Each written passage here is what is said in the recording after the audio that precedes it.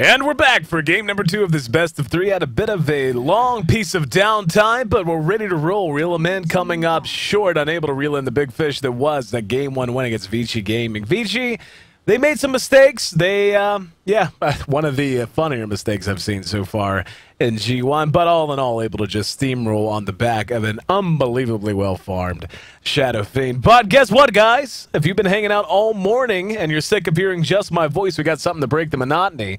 Happen to have a guest ready to co-cast with me. He's from a little-known team here in the West known as No Tide Hunter. Welcome in, Loda. Loda, how you doing, brother? I'm doing fine. Thank you for having me. No, it's no problem. I see you finally rolled your butt out of bed. I was actually bitching about you this morning. I was telling my viewership that I was supposed to have a buddy ready to cast with me bright and early at 8 in the morning Central European time, but at least you made it for potentially the last game of the day. Yeah. You know, I couldn't. I had some plans even right now, but then I felt so bad since I let you down again. So I had to move it to go in for this game and try to entertain you all. Well, thank you so much, and certainly your insight going to be welcome. I'm pretty good at making sounds, and I have some basic level insight, but for all those knowledge fiends, no one better on the planet to be dropping those knowledge bombs like Mr. Loda Berg. So I'm going to take it, since you were sleeping quite soundly while I was wide awake, that you didn't catch any of the first game. First game, I mean, RILIMIN is an Australian squad. I don't know if you know something about them. I certainly don't. I had never heard of them until today, but they played okay. Lippy in particular, playing on Shadow Demon, had a really good game, but for the most part, Vici just showing much better movement and decision making. So I'll just go ahead and ask you this, and this is really the only way I know to approach the analysis of these teams, since we have such a very shallow pool of knowledge about them. Is you know, you're a top player now. You're on a DreamHack Championship squad, but you know, you didn't get there overnight. So if you're a team if you're a player on a team like RILIMIN, and you're looking to try to notch some major wins against a bigger program like Vici, how do you go about that? Like, what is your mindset heading in to this series? You mean going in as an underdog, kind of? Oh yeah, absolutely. Well, I mean, it depends what kind of team you are and what kind of results you're trying to get. I mean, when we started off in the beginning as a brand new team, if we knew that our opponents were better than us, we would try to cheese them, kinda, you know, pick a strategy where we could counter them and like just impress everyone and make them understand that we can outsmart them even if we can't outskill them. Right. But I mean, here it's extremely hard to know. I don't recognize even one name from the Australian team, but I think the most important thing is always to stay true to your own playstyle. I mean, every team has a certain playstyle that they lean towards, and if you have a tough game, you should either plan something really special, or you should always just do what you do best and rely on that. 10 seconds remaining. Very well said. And I mean, again, it's you know, I hate to just follow it up with okay, good job, Loda, but what else?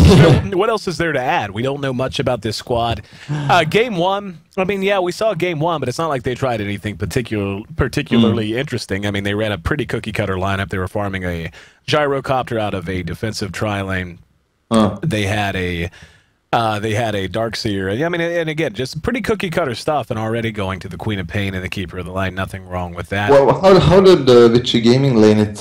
They tend to play safe lane? No, they actually offensively tri-laned. But they went offensive there? Yeah. Oh, yeah, since you mentioned it was being a defensive, that's why. Yep.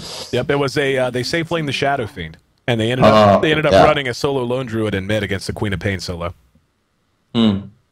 That's quite okay. Yeah, well, that's really what made the difference. Their Shadow Fiend had approximately 200 last hits at 25 minutes into the game, and he also rolled up about a dozen kills. So, well, I think that's the best way to pick Shadow Fiend nowadays. Like either putting it safe lane solo, or just even like supporting the hero there. Like Shadow Fiend can scale so fast if you help him get the early farm. Or like make sure he has a lane where he can get that farm. I mean, I don't think there's any hero in the game that farms as fast as him. So I understand why they would do that, and like hearing him having that many last hits makes sense. I mean, he's obviously a great player and likes to last it, but Shadow Fiend is, like, people don't understand that always. He's one of the best farmers. Oh yeah, he can flash farm, he can, I mean, obviously, and that's kind of the analysis going in was that, yeah, it sucks to deal with a Darkseer one-on-one until you get until you get a handful of stacks of Necromastery, and then it gets a little bit easier. Your mic, actually, I just received word, needs to be toggled on in game, so if you don't care to just go to the options, toggle that on and then off and make sure that's all set up right. And in the you want me to toggle it on?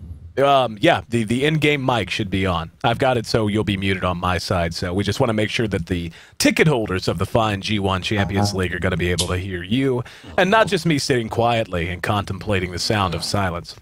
But no, I turned it on now, so hopefully we're good. We'll get feedback momentarily, but let's run through. We've been talking about last game. How about we take a look at what we got going on right now? Keeper of the Light, Queen of Pain, Nature's Prophet, going to be the first 3 picks for RILIMIN. Vici Gaming going with the Shadow Demon, Lifestealer, and Sand King. Obviously, the makings of what I would sniff out to be an offensive tri-lane, just because of how deadly that can be with the Shadow Demon leading off with Disruption and the Soul Catcher, the Burrow Strike to follow it up, and then the Open Wounds, making it impossible to try to retreat. And given how successful their offensive tri-lane was for the most part in Game 1, no reason not to roll that up and repeat the same thing in Game number 2.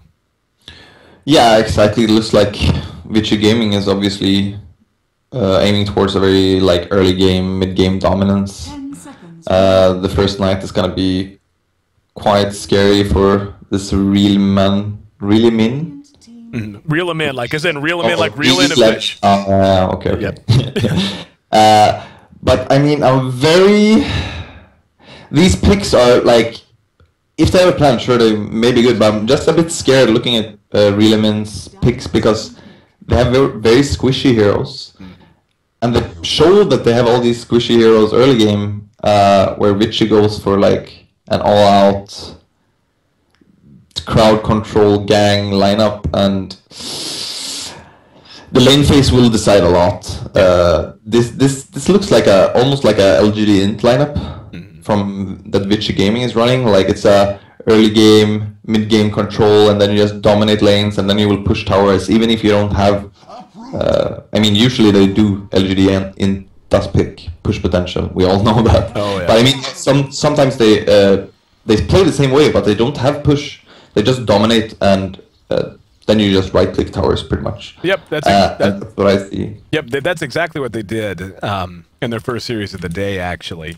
And I agree with you 100%. And they're actually going to go ahead and safe lane this. This is a little surprising to me. I really thought they would end up running that offensively. But we'll see. I mean, they are kind of moving all in that general direction. Maybe they'll swap it up, or maybe they're... I don't know if anyone really wants to go against a safe lane, Keeper of the Light, Wisp, and CK. Like, that lane is, in my opinion, one of the strongest lanes, safe lanes in the game. Like, you can just do this. You can play passive. The thing is, when you have Coddle, and this is something we feel as a team, like, Coddle is one of the strongest lane controllers if you put him safe lane. And the thing you can always do is, you can always play passive with a strong lane. So you can wave the first, for example, you can block your own creeps. So his wave will reach your tower. And then you just blast the first wave. So you will push out right away. Then use anti-ward and focus on pulling. So you can always choose the safe way to play the lane and just push them out.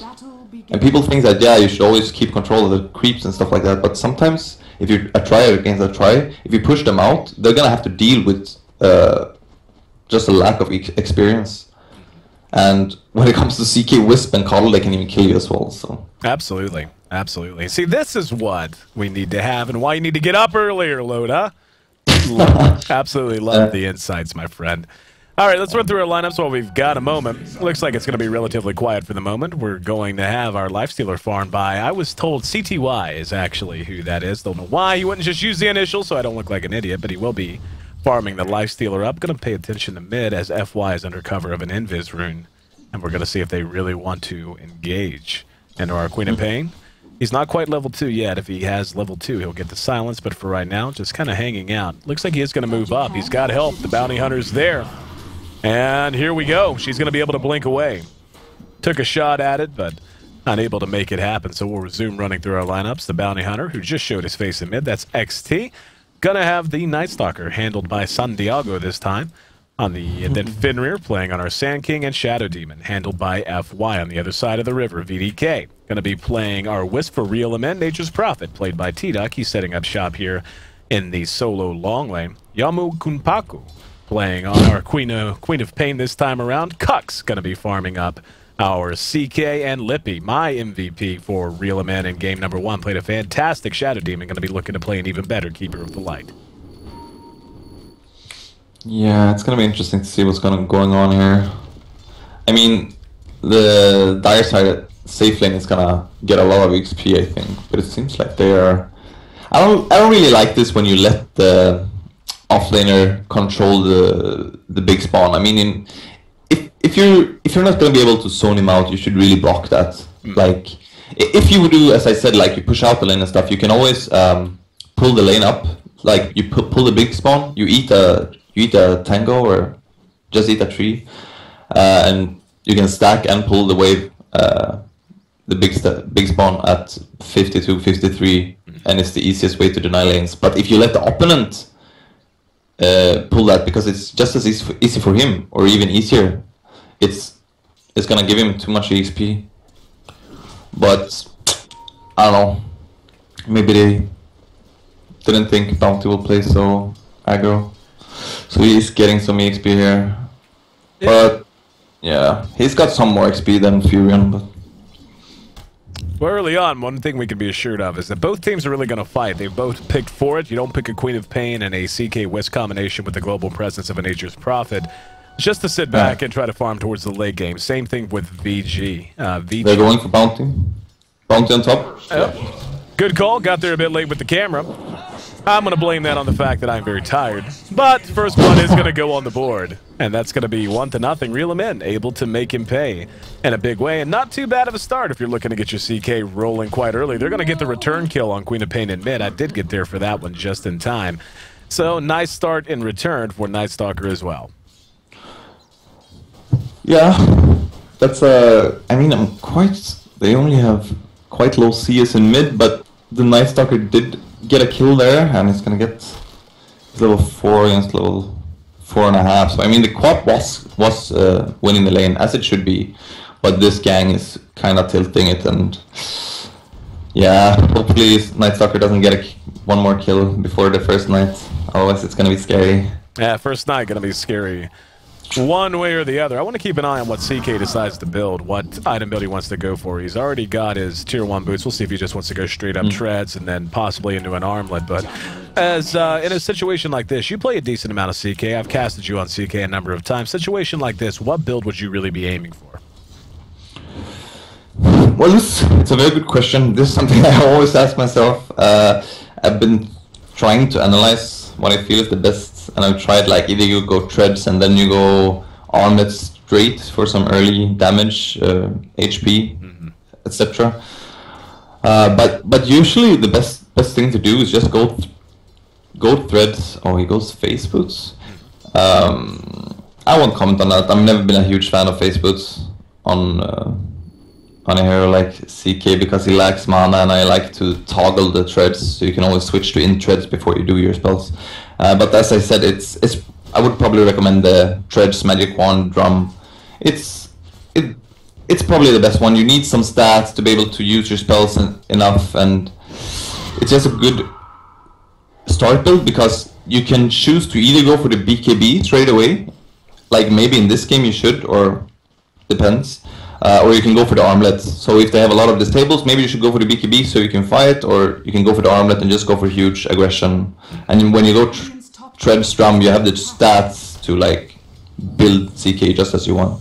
And looking at the way that they're going to try to play this out, I'm pretty much in agreement with you. I feel like going with phase boost is a little bit odd. I mean, you're going to have the ability to close distance regardless of if you have those treads or not. I mean, the bonus damage is nice-ish, I guess. But you've already got Wisp, and you've already got Reality Rift, which is going to allow you to close distance on whatever single target you want to do it. And I'm with you. I feel like mana management is one of the bigger problems he faces early on, and Shred's help to mitigate that. But anyway, they are going to take themselves their first Tier 1 tower, so far things looking okay for real. We can see on the back of that, they've now... It's actually really even when it comes to gold lead, if you don't count that last tower. Yep, I was going to say they've taken... just eclipsed the 4-digit mark, so 1,000 gold in their favor. Pretty much all of that owed to... Look at this Furion on bottom lane now. They really want to punish him. Yep, they're in position. Let's see if they can make it happen. Here comes FY, ready with the disruption, and that's a dead Furion. See you back at the well. He is going to have help coming in. That's going to be Queen of Pain. They are going to get the Furion. Now she's going to be the target. Sonic Wave going to clean up the Sand King in the meantime. Now going to blink away. Lippy's back there ready to charge up and Illuminate, and the Infest allows him to dodge the Illuminate. He comes back out. So they get the return kill at the very least. This tower continuing to be under damage. Here comes San Diego using the silence, going to engage on a Yondu, and he drops quite quickly. And we talked about that briefly. We knew First Night was going to be dangerous, and now that's going to be his second kill at 7 minutes into this game. Illuminate helping to zone to zone CTY out, at least for the moment, but off to a great start. Now over on the other lane, we've got XTT under pressure again. Will they catch him? One auto attack, not enough. They have to bail. Here comes the TP reaction. They're going to try to retreat up the lane. Fenrir's there. Here comes Night Stalker looking to add to his kill count, and he will. Catches Wisp, and he's not done yet. Chasing down T-Duck. T-Duck sprouts himself in with the enemy. Locks himself in the Thunderdome. 2-second Chaos Bolt buys a little bit of time. Burrow strikes up in 1 second. Now re-engaging off the Void. Peace out. See you back in the well, brother. I will rise next season. Yeah, I mean, Vici Gaming is just playing great when it comes to counter-ganging. I was about to say that Quap, the reason why I love Quap is because you can do these anti-gangs, like once you hit level 6, 7, just TP in and you can, like, always punish the opponents. But the thing was, Vici Gaming, like, reacted to this, and I think Quap didn't really know what Night Stalker was doing, but Night Stalker, like, right away was there for a counter go and they killed the Quap. So Vici Gaming won the engage after all, and then on the left side, Night Stalker was there once again, and they're just playing a great counter gang game right now. Yep, very aggressive, and then there's no surprise. We talked about it briefly, but with the drafts both of these teams had, these are not teams that want to sit and farm towards a 50-minute game. These are teams that want to be active in one way or another. The mobility on RILIMIN is really going to be the X factor that they're going to be looking to abuse. The global presence that Wisp gives you with Relocate plus a CK, not to mention the inherent mobility of the Queen of Pain, and of course Keeper of the Light and his ability to use his ult to bring people to and from the fights. And spoken to a number of professional players, and I'll ask your opinion on it while we have a moment of downtime. Not sure how long that's going to last, but some of the basic idea I've gotten from most professional players is that of all the abilities the Keeper of the Light has, it's his ability to bring someone back into a fight after buyback that most consider one of the strongest, if not the strongest, in his entire arsenal. Yeah, I mean, sure. I can understand why people would say that, because that is truly broken. Like, you can always fight. Not broken. I like to say that stuff is broken, but it's not. I don't know if I feel it's actually broke. But nah. I mean, I wouldn't go so far to say it's the best one, because if Keeper of the Light was there and he could just give mana and TP people, but he didn't have Eliminate. Nah, but at the same time, sure, that ability is one of the greatest, and especially for split pushing as well. I feel that a lot of teams don't use Keeper of the Light to his full potential when it comes to split pushing, like always moving. Like when you see the opponents pushing your towers, sometimes you should go there to defend, but sometimes you should just race down to the other lane, and then you let the carry defend the tower for just a little while, and then you TP the carry to the other lane and you start pushing and do things like this. But yeah, he's just a great hero. Yep, and I'm actually surprised and granted, this is only my second day I've been able to cast G-1, given my internet was out all damn day yesterday, but already I'm seeing not so much emphasis placed on the hero compared to North American and European Dota.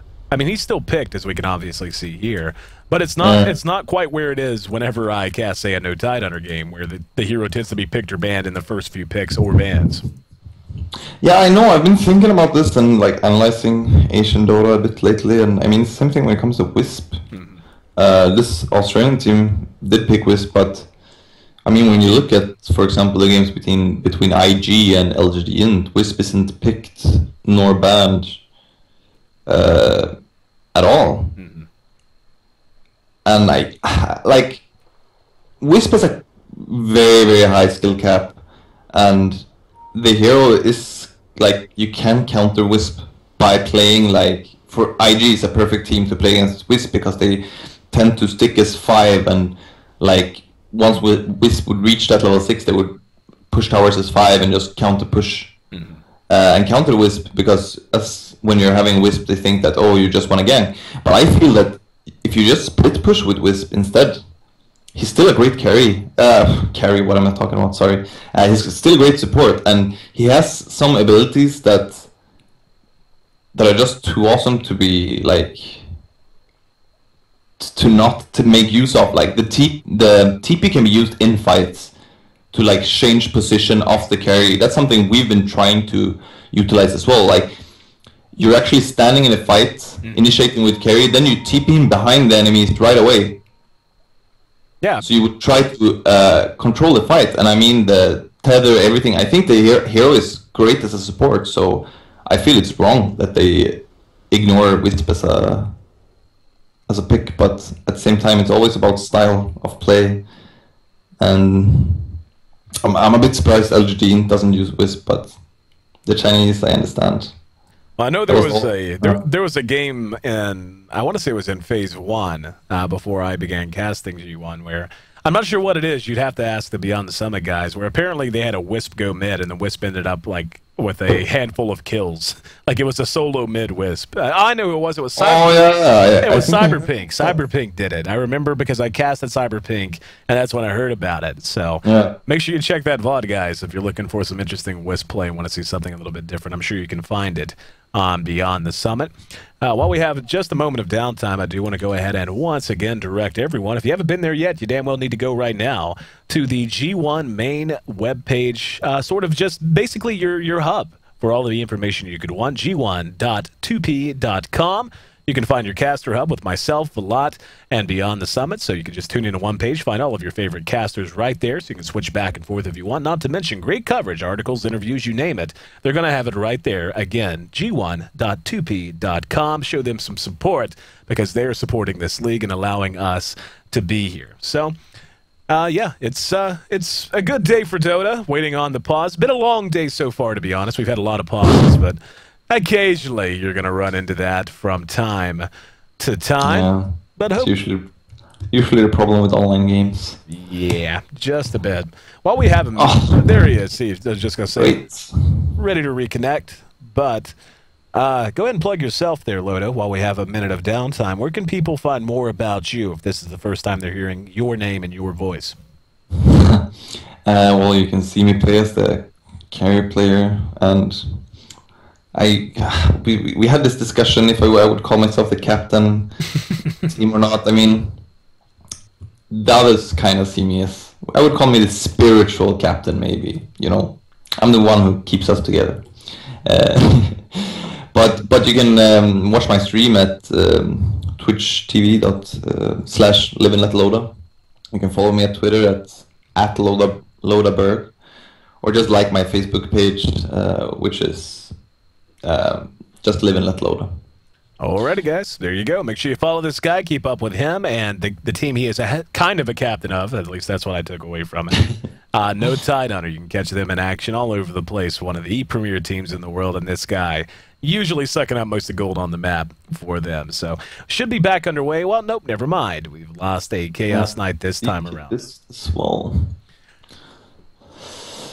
it's going to be interesting to see what's happening now. I mean, I hate these pauses. You kind of lose the flow of the game, and you're like, what is going on? But the Nyx has phase drums, so he's going to be quite strong. He has a magic one as well, plus a quelling, so the Furion is not going to be able to do anything. The Furion is sadly very poor. He's probably just going to be leeching here a bit, and then Nyx is going to scare him away now once the game unpauses. We are just 9 minutes into the game, so still a lot of Dota left to be played. Taking an early look. Of course. Taking a but what I wanted to say was more like, I feel that Furion should maybe opt to go for the jungle sometimes when you have such a strong lane against you. And once, I mean, sure, it was just some bad timing as well. He tried to gang top, then there was an anti-gang, so he hasn't had luck on his side this game. But what I meant is, like, sometimes it is the right decision to just go farm the jungle, because sure, it will give you less farm than if you farm on the lane, but it's still safer farm, and just to get some of those core items. Yeah, we can see, speaking of core items, he's already on his way to a mech. He's got his Bassi up. No boots yet, but the headdress already complete. He'll have the buckler up in about 400 gold, give or take. So he's still got a ways to go, but I'll tell you, looking at VG and just the way they're playing already, Bounty Hunter is level 6, so track is going to be the major factor for them moving forward through the latter stages of this early game. And given the mobility that they have with Night Stalker at night, the Nakes is already, as you mentioned, already got his drum. It wouldn't surprise me a bit to see, I mean, obviously he's going to want to find his farm, but the Nakes bomb is going to come into play sometime soon, and no better passenger than San Diego in this situation. Yeah, it's going to be really interesting to see how much they're able to do this first night. I mean, potentially they could wreck RILIMIN, but at the same time, if RILIMIN gets level 6 on a Wisp, which is quite close, a bit more than half a level, and they're able to counter gang and counter initiate with a Fury and ult, maybe with a Wisp TP, Quap ult, you know. Mm-hmm. A good execution from them can easily let them control the game. The thing is, I just hate Bounty level 6, you know, the feeling you have when they can take fights that they kinda lose, but they still get ahead because of the track hold. Yep. So we'll have to see. I think track is gonna play a major role. Yeah, I 100% agree, and that's, I'll tell you, taking a look at CK, he's already picked up his bracer, so one can only imagine he's well on the way to his drums, as we had talked about. That's going to help him with his mana management issues, and that's great. But given the pure punching power that VG's going to have, I feel like, you know, that VG's going to have, I feel like CK might have been better served picking up an armlet in this case, because he's going to be forced to fight. He's not going to have the luxury of sitting back to farm up 2 more items, I don't think. I think he may be able to get drums up before they really start to pour it on. But, yeah, you know, I feel like he needs a bit more damage output than he's going to have at this stage. Yeah, I mean, either he would have to opt for a, just, I don't know, sometimes I try to go for the drums and Vanguard build together with the Magic Wand, if I can get it early enough when I know the opponents fight a lot, just to be there to soak up damage. Mm-hmm. But it's very, very rarely I would go for the Vanguard build. In this game, I would probably consider it because an armlet will do something for him, but I don't think he will get it fast enough. Yeah. And I think he just needs to maybe get that drum, buy a Vit booster even, just tank up for now. Yeah. The survivability, I mean, obviously, picking up the armlet, it helps a ton just in terms of damage output, but the survivability would certainly be there as well. Looks like we should be able to get ourselves back underway. Sorry for the slight delay here, guys. If you're just tuning in, I'm Ayesee, joined by Lodeberg here, courtesy of No Tide Hunter. And I'll have him drop his credentials and all of his information again here at the end of the broadcast. If you're just joining us, welcome in. All of my information? All of it, every bit of it. Your home address, your social security number, or the equivalent, whatever the equivalent is. Everything for the audience, you know. Exactly. Got to go all out. Looks like we are going to be back underway. So thanks for your patience, ladies and gentlemen, and hopefully you checked out the website as I directed earlier. Taking a look at the last hits, we can see tops on the board. Our Lifestealer. He's already got his drums. Oops. There's smoke going off in mid. Smoke up. That's going to be a Night Stalker. Bumping nuts to butt with Fenrir and FY, as he's moving considerably quicker than the rest of the squad. Looks like the target gonna be this tri-lane, or what's left of it, as it has basically broken apart. That's a very unhappy Wisp. Life's about to be very hard on him, and this is gonna keep him off of 6. There we go. Tracks out. He is gonna tether up, but the Burrow Strike catches him just barely. Now Cuck's gonna continue to run, making his way back towards the tier 2. And there's the silence. Lippy's there. Gonna charge the Illuminate. TP reaction comes in. And he'll actually catch one. Now, Duck's going to be the target. Here's Fenrir as well. Disruption buys him a little bit of time. In the meantime, Lifestealer will not quite get the kill. Heard a Sonic Wave go off in the jungle. Not sure who it caught, if anyone. Duck will be cleaned up as well. And went about as poorly as it possibly could. I see a lot of half-dead heroes on the side of VG, but none that are dead. And now Yumu eats a Burrow Strike, continues to pursue out the Sand King, will get the kill, is silenced, but the Illuminate thrown out, not going to connect on any target. They end up trading 2 for 1. VG leads 8-3. Yeah, I mean, Vici is playing extremely aggressive right now, and I mean, we see them diving behind tier 2 towers at 10 minutes in. It seems like the strat they looked to be playing very, very aggressive is actually played very, very aggressive. But I mean, it was quite close that the co-op could, if the co-op would have killed the Sand King a bit faster and maybe then be able to turn, it could have looked a bit different. But at the moment, RILIMIN doesn't really have so much crowd control. They have a CK stun, that's about it. They can tether stun someone, but I mean, I just think they lack crowd control right now, and I think they just have to kind of turtle during the nights to be able to fight Vici during the day. Yeah, I completely agree with you. Their lack of ability to control these fights in any way. I mean, they have damage. We already see it in the Queen of Pain. Queen of Pain landing her entire skill set plus an Illuminate's enough to bring just about anyone down. But as you mentioned, relying on just Tether Stun and Chaos Bolt, especially when you're not just running into 1- and 2-man gank squads, but 4- and 5-man, 3-, 4-, and 5-man gank squads, it becomes very difficult to manage those battles, even if they are playing aggressive. So they're going to keep this up. Nightstalker has popped his ult. 12 minutes in, taking a look at the gold graph, we can see it's just over 2,000 in favor of Vici Gaming, 3,000 experience. Yeah. That's actually less than I thought it would be, but...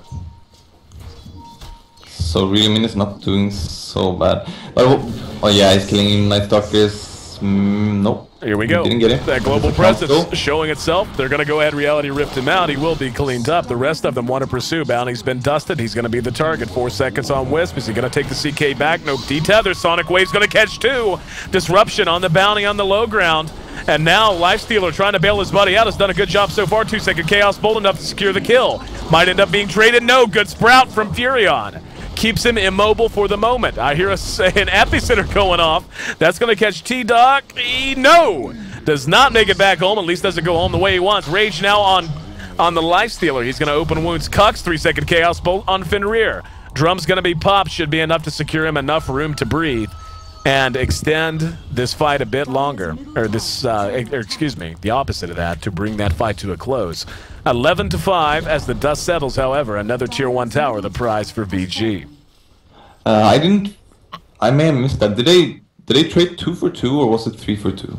I want to say it was... It's so hard to tell sometimes. Whenever the fights go on that long, you lose track. Exactly. But I was going to say that was exactly what I meant earlier about the counter go, because now once they had level 6 on the Wisp, they can always abuse the fact that... And Nightstalker will keep diving towers, and if Nightstalker has a good start, he will play more aggressive as well. So that's exactly what they should have done. I feel they should. They reminded me a bit of me or our team sometimes when we do a great turn, we counter go on the enemies and we outsmart them and everything, and then we're like, yeah, we just took back some of the lead, let's throw it away right away and fight it.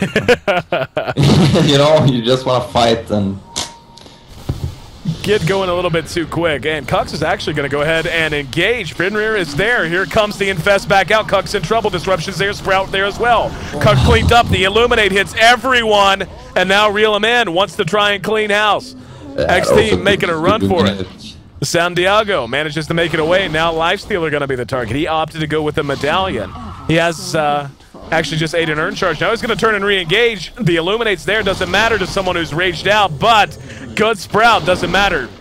Furion dies being stabbed in the back by the Bounty Hunter, who cackles his way off of screen. Another track kill comes out. He's level 8.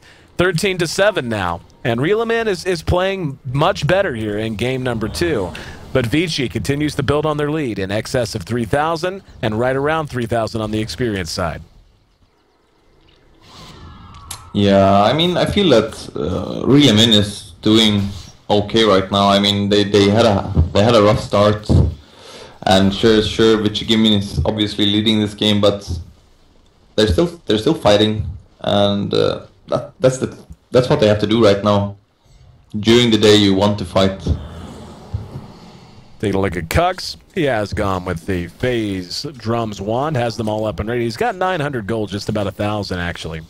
In his inventory, we'll keep an eye on him. Our Lifestealer sitting on 2,600 gold, saving up for something. He went for a medallion as well. Yep, that was, yeah, I mentioned that towards the end of that fight. I didn't see that. And it makes a ton of sense when you think about it. When you look at the damage output coming out of RILIMIN, they're going to have, hang on, we got to relocate gank, and off goes the dust. They just guessed wrong. What? And now they're going to be engaging here. T-Duck is going to be able to make it away. They're going to re-engage here.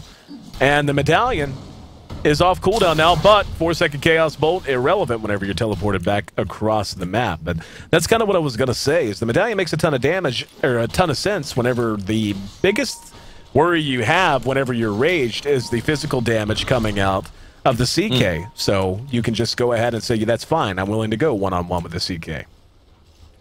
Yeah, I'm a huge fan of medallion, and I've been considering going it on night many times. But usually when I would go for it, we would choose to focus on Roche early. Little bit of dive action here in mid. Sorry to cut you off there, Loda, but we got a fight going on. Didn't think it was going to last this long, but it has. Wisp being pursued, tethered up to the Queen of Pain. In the meantime, going to be another kill. That's going to be another track kill just underneath the tower. They do manage to clean up the Wisp. And 14-8. 14-8 indeed. CK is just hitting the tower on bottom lane, and this keeper, he was very happy got out there. And TP react. The thing is, I have to say, I should have mentioned before as well that I feel when you have to play so much better than your opponents when you pick lineups where you have less disables and less crowd control. And that's why I want people to understand, like, RILIMIN doesn't really have a easy lineup to execute. Like, during the fights, they rely a lot on that CK and Wisp, and the Sanking is a really good pick here as well. So, I mean, it's more of these counter goals, as I've been keep on saying. Like, you want to trick Vici Gaming to, like, run into eliminate, and from there on you can... Up, here we go. Open wounds, gonna catch Lippy. There's a follow-up Burrow Strike. And they're gonna re-engage on the Fenrir. They get the one kill. Here comes Bounty, though, throwing out the track. Dust is off. Here comes Yomo. Using Queen of Pains. Vast skill set. Pouring on that AoE damage. They pick off the Wisp now. Forced to blink away. T-Duck not so lucky. Wishes he had a blink instead. Gets the hard ride home. 17-9, and now they're beginning to roll this up. You can, and this is usually when you can feel it, I'm sure you'll agree, is the fights will be close and close and close, and all of a sudden you take one where it just doesn't even feel like it was close at all. And Kux, yeah, just look at him get blown up because of that medallion. Down he goes. Yeah. That's a track kill as well. Keeper gets a little bit of an illuminate off, but Lifestealer on the warpath. Yeah, and this Lifestealer, he hurts so much, and he will just keep going through the whole team. Yeah. And that's what I mean. You have, when you rely on only 2 disables for a Lifestealer, and you can't, or you don't focus on split pushing, then Nyx is a very, very scary hero, and that's why we see him getting picked so often in both Chinese and European American Dota. Really liking the medallion choice. Again, it makes a ton of sense against Keeper of the Light, but it's helping him just blow everyone on the map up, basically. And to be honest, this game has a very familiar feel to Game 1, where it was basically just an overfarmed Shadow Fiend going berserk. And it's not as if the Lifestealer's completely like out of his mind with farm. He's at 112 last hits, he's just about 20 minutes, so he's just about on par with where he wants to be. But he's just done so well in every other phase of the game, sitting at 6-0-7, has not dropped the death yet, has added a few to his collection, to his trophy belt. And, I mean, at this point, what can they really do? CK, basically, I don't feel like CK can confidently engage in a lifestealer, and it's not going to get much better with a BKB, which is what he's going with for now. Yeah, I mean, I completely agree with you, and that's why people tend to feel that CK Wisp is the most imba combo, and even pros feel that way. But I feel when you pick CK against Nyx, Nyx will have the upper hand if you're not dominating. But I don't really know what they can do right now. They should just focus on trying to split push until CK has the BKB and some higher levels, I guess. It's gonna be a very tough game for them right now, since the track gold will keep on taking it to Vici Gaming's side, so they're in a really tough position right now. And I think the only thing you can do is, like, you have to wait for your opponents to make mistakes, or, as I said before, it sounds stupid, but like, trick them to run into Illuminate. That can turn a fight where you can kill 2 supports right away or something like that. Otherwise, it's gonna be very hard to control this Nyx, because now he has the, or Lightfield, and now he has the Aegis as well, and he may be going for a heart, so this guy is just gonna right click. And he's gonna get a good chance to here. That poor Queen of Pain. Wrong place, wrong time. Silenced out, cleaned up quickly.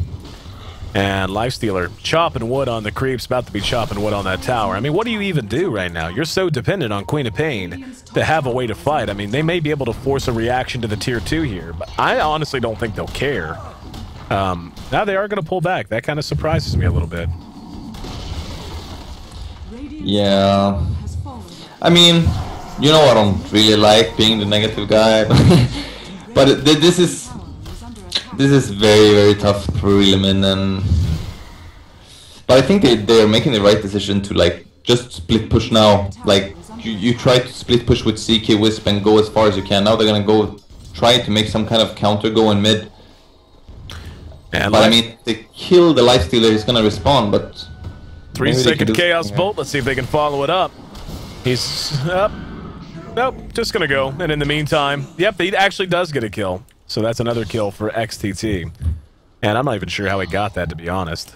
Yeah, he just hit Keeper once, Keeper pops Ghost, and then he tossed him or something. I didn't see either, they're just so strong right now. Yep. On Vici Gaming, and they have snowball heroes. Yep. And the Aegis has been popped, so they got that going for them. Very well executed by Real. I didn't catch it either. There was a Lifestealer hanging around. We see drums go off on 2. They want to fight right now. BKB Phantasm thinking about fighting. The Queen of Pain is there as well. And they are going to clean him up pretty easily. That's a super dead Wisp. And yeah, it's getting to the point now they can't even begin to stand and fight. One, but never mind. Sonic Wave is going to catch 2. Can he get the Night Stalker? He can. Queen of Pain playing quite well. Trying to extend this game, but basically once the Lifestealer shows up, the fun's over. He's going to go in and infest himself into a creep. XTT still hanging around, at least for the moment. Now pops back out, ready to go to work. Here on this tier 2 in mid. Taking a look at the gold, we're up to 5 digits now for their lead. 10,000 gold in a 23-minute game. Not quite 500 gold a minute lead they've built, but pretty damn close. Yeah, I mean, as you're saying, Vici Gaming has a clearly this game, and RILIMIN, they will have to do their best. But did you see that the CK? He kinda, and I really understand him what he did there. Like, he pops his BKB, and then he starts to think like, yeah, maybe I can turn for 1 second, and no, he can't. The Nyx is just too strong right now, and 3 shots, just 3 shotted, 3 shot at the Wisp, literally. Yeah, this guy is gonna be... He can pretty much right-click your base tower now with that heart and armlet popped at the same time with regen on. And if you try to stop him, he will dive you and kill you. So we'll see how Vici approach the lead they have. I mean, they just keep on ganging. They keep on killing these heroes that are split pushing, like this Furion on top right now.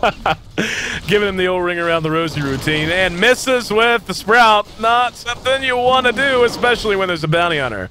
waiting in the wings with the track. And basically all he accomplished there was guaranteeing it was a track kill instead of a regular kill. It was very cute, though, watching him run around the treants and allow them to block the Night Stalker off. Now, Lippy, 1, 2, make it 3.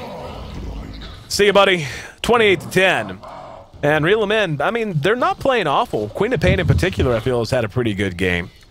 But yeah, I agree. I mean, they're not at all playing awful. But as I said, when they go for this squishy lineup and you rely on CK, like taking all the, like tanking up and soaking up all the damage in the fights or stuff like that, it is quite risky. And when you look on Vici Gaming instead, they have a Nyx, they have a Night Stalker. Even a Sand King. Okay, the fight's coming up now. I'll let you. And Cuck's gonna pop his BKB, uses Phantasm, just has no way to hang and bang. T-Duck does him no favors there. Basically guarantees no way to get away by sprouting him inside. Open wounds onto the high ground, tracks there. T-Duck looking for safety. The Infest comes out from the Nakes, looking for another target. He's found one. If he can get it down, Burrow strikes there. He gets 1 kill, make it 2. As soon as he, yep, 1 more is all it's needed. That's actually FY soaking up all these kills via Shadow Poison and assorted other nasty spells. 32-10, and yep, Lippy, sorry buddy. Lippy's had a bad game. I won't say bad, he's had a rough game. It has been a hard life for the Keeper of the Light. Yeah, it's not an easy game to play Keeper of the Light, and here the GG call is coming up. I think it's the right thing to do. There is pretty much no chance that they could have turned this at this point. They're just too squishy. And didn't work out the way they planned, I guess. But it looks like they picked a strategy that is their own. Well, looking at it now, I mean, it's... when you look at the way the draft worked out, you kind of got to give Vici an edge there, because let's just think of the targets. I mean, when you get a Wisp, and we talked about it, you have a Wisp, a Nature's Prophet, and a CK. You want global presence. Who are you going to gank? You've got Shadow Demon, which is the obvious target, but he's not going to be by himself. You've got Lifestealer, who's really tough to gank. You've got Night Stalker, who's tough to gank. You've got Sand King and Bounty Hunter, both with invis methods of escape that require detection. Not to mention a stun and the just innately hard to track down skill set. Yeah, but exactly. I mean, and since the Nyx goes for a face drum build, you can't. They just run away. You know exactly. This is what happens to us sometimes when we have bad games as well. It hasn't happened in a long time now, I think. But when you just pick lineups and you feel that you can't catch anyone, they just run away. The Night Stalker is just too fast. The Bounty has track, will just run away. The Nyx has rage, can TP out. I mean, they must have been quite frustrated this game, and I don't know. They may just have been outpicked. Like, I think Vici Gaming approached this in a good way when they did those 3 first picks as well. Going for an early Nyx, going for an early Night Stalker, I think it was as well. No, was it Nyx? No, Sand King? it was Sand King. Yeah, it was Sand King, Shadow Demon, Lifestealers, the first 3. Yeah, exactly. I mean, they already have a. I mean, they can do so much with those heroes. They could even solo Nyx, safe lane against a Furion. But I mean, they go for heroes that can fight, that will fight early, mid game, and are at their strongest, then because they see the opponents pick Wisp, and when you play against Wisp, you should pick either like 5-man push, or you go for the early man fight, and just count again, or just roll over opponents. And the Ancient finally blows. We can put this one in the books. Give a 2-0 victory to Vici Gaming as they lock their position in for the next half, the next part of Phase 2 here of the Asia Qualifiers of the G-1 Champions League. Hope you guys enjoyed the broadcast. Going to be signing off here shortly. Once again, want to thank Lodaberg for being here with me. He was here for 1/4, actually 1/5 of the games he should have been, but I'll take 1/5 of Loda over 1/5 of anybody else. I'm just happy to be here, you know. I love your voice and stuff. I was actually thinking you should start like saying like, "Are you ready to rumble?" Like your voice would I actually have done that before. Yeah? No, I actually did it at a local tough man once. I work at a radio station. Well, not anymore. I used to work in radio, and I did that one time, and I can't do it. So someday, I'll tell you what, Loda. The next time I announce No Tidehunter, I'll break that out just for you, buddy. Oh really? Absolutely. Oh my god, man. That's gonna make my day. And I'll wait for the horn too, just as the horn and the creep spawn. We'll be ready to roll. That's gonna be awesome. You guys keep an eye out for that. Once again, thanks to you, Loda. And one more time, where can people find more information about you if they want to know how awesome you are in ways not so easily visible on a broadcast? Well, you can follow me on Twitter at LodaBerg, where I keep spamming my nonsense.